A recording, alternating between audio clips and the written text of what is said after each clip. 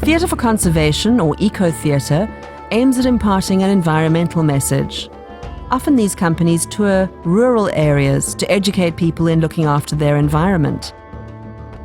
The productions are usually workshopped and are presented in an interactive and humorous way. The actors may use movement, song, verbal dynamics, and a physical theatre style to explore the animals and creatures they portray. The productions are usually portable and suitable for a variety of venues, as very few props and sets are used.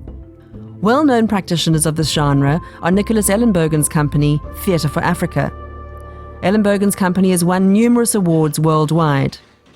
But when I return, I will restore the fields and I will start other herds! Some of his plays are Kwamanzi, Elephant of Africa, Horn of Sorrow, and Limpopo.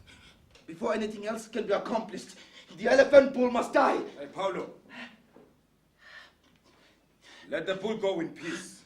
And when he drops, then cut out his great tusks and carry them home. No, he must die by my hand. I forbid it! Hey, look! His eyes are still wide. Quick, let us show him the journey to the end.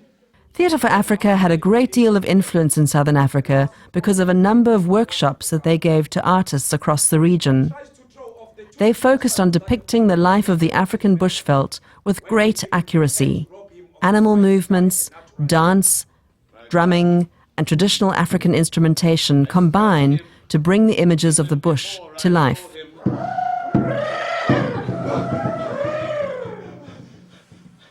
And when he lifted me, it was really very gently. Now, in the African context, when Theatre for Africa was getting out there, we made a determined decision that as South Africans who thought they knew everything about world theatre, I mean, we were winning awards and being terribly marvellous all over the show, the truth of the matter is we knew nothing about real theatre of Africa. So we went on journeys, several of them, and just went and told stories in villages, performed for them, they performed for us, the drum clubs, the everything, just so that we learnt to be humble about who we were as South Africans. And it was very humbling because we suddenly met all these spontaneous people who could stand up, you know, under a tree with goats, cattle wandering across this boat and make people listen and laugh and cry. And then from there we said, okay, now forget all that and just go back to making theatre again in the way that we are. And that is why I think Theatre for Africa was a very great company, is because it did do that work like that. And it when we went and performed in Europe or Asia or wherever, we had enormous success because we were humble and simple but very thought-provoking. Ellis, Pearson and Bheki Mkwane, in their two-man shows, also made many pieces which demonstrated an environmental consciousness. Other companies are Well-Worn Theatre Company, Lunchbox Theatre, Arley's Workshop and Jungle Theatre, who work to bring a new environmental consciousness to audiences, many of these companies focusing on reaching learners in schools.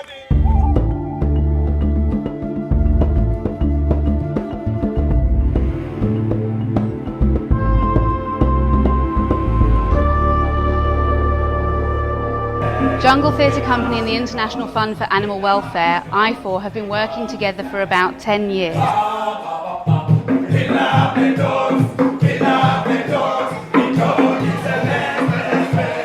I'm Lorraine Tanner from Jungle Theatre Company.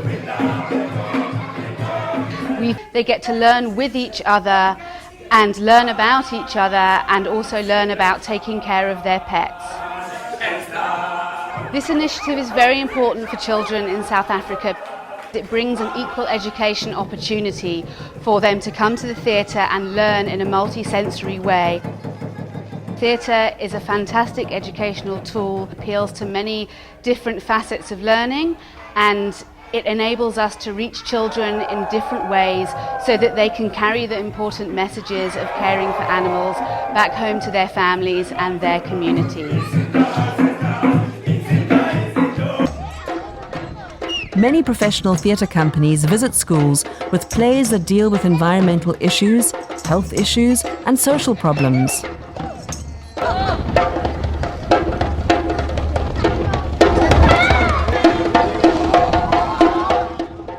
Some plays deal with the set works or topics taken directly from the curriculum. Some plays deal with life skills and general matters.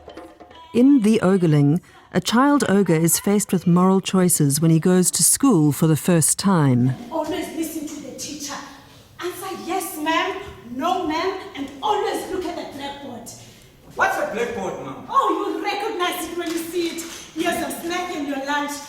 Please ask the teacher to let you eat alone in the classroom. Just for the first few days, tell her it will be better for you. Oi, mama, you already told me that. I won't be able to play ball like the children in the bedtime story you read me. Wait until you know the games and how fragile children are. Because you're so big and strong, you could help them without meaning to. See you tonight, ma'am. Theatre is a powerful way of getting messages through to people in a meaningful and memorable way. Often educational theatre does not only draw attention to the issue, but also makes learners aware of the action that can be taken. Some educational theatre is highly interactive.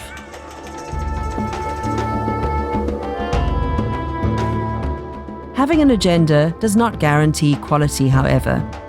Theatre makers need to be driven by an artistic vision and an understanding of appropriate and exciting aesthetic choices if the theatre created is to be truly great theatre.